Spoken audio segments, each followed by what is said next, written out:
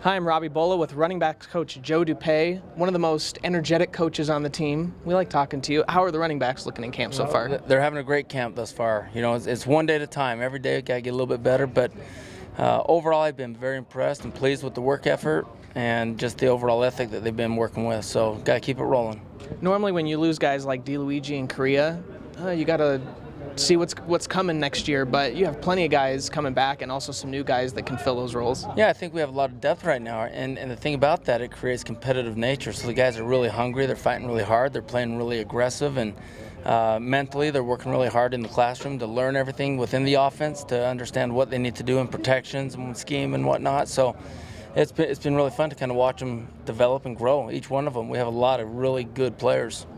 About this time last year, Michael Elisa was on nobody's radar, maybe yours, but just about nobody else was looking at Michael Elisa. He kind of emerged. I think that San Jose State game was maybe the first one. How have you seen him change as a player? Oh, Mike, his confidence grows daily. Every day he gets a little bit stronger mentally, and his confidence just grows and grows and grows. And the more he learns, the bigger his overall package will expand. And we're really pleased with what he's doing right now. Just got to keep it going.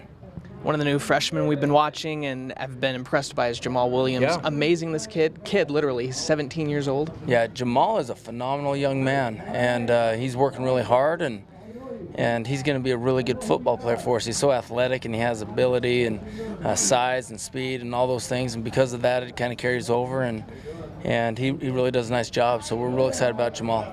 Coach Cahoon has loaned you J.D. Falslev on a few occasions in the backfield, just an all-around athlete. It's just one of those deals where we got a lot of guys that can play, and we got to make sure that, at the end of the day, we educate them and train them so that if we need to call on that, we're able to do it. Did you have to give up a fantasy football draft pick to Coach Cahoon for that? You know what? I did, yeah. So we're still working out the details on that deal, but I think we got something pretty close. What do you want to see out of the running game this year? Do you want to see kind of one guy emerge as your, century mark every game? Do you want to see running back by committee?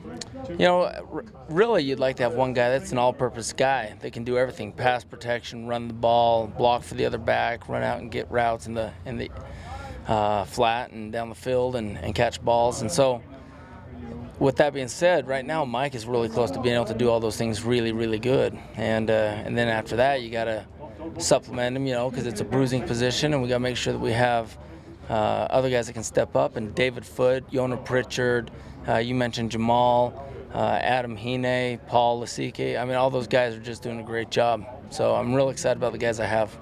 Is Paul learning the game of football pretty well? He's doing a great job. Yeah, he's learning something new, probably lots of things new every single day. And he's eager and hungry to learn, so he's doing really a nice job. You ever been much of a rugby fan? I played rugby, actually, so yeah, I know all about rugby. So bringing Paul over and talking rugby with him has been kind of fun. Nobody else knows what you're saying, but you and Paul understand each other. We are on the same page. We see eye to eye, so just got to keep that part of it going and keep the football training going, and he'll be just fine.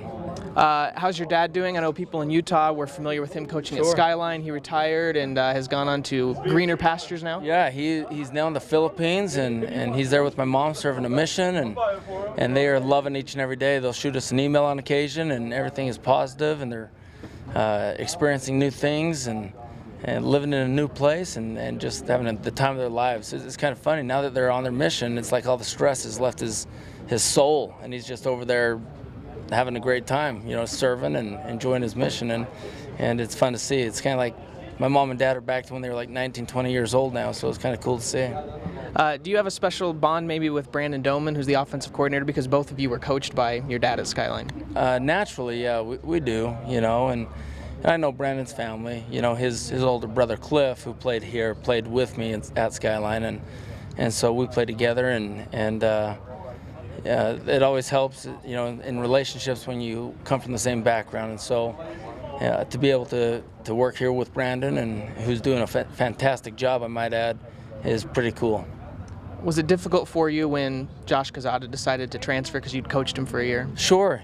Josh is a young man that we love to death. We just think he's a great kid, and at the same time, we understand that life is, it's made up of multiple choices, and some of those choices might steer you in a different direction. And I totally support Josh and wish him luck, and anything I can do, I'm willing to help him, and love the kid and wish him only the best. Do you think his BYU experience for those 2 years was good, though? Without question. Okay, thank you, Coach. You bet. Thank you very much. Have a good day. Thank you. You bet. We'll see you.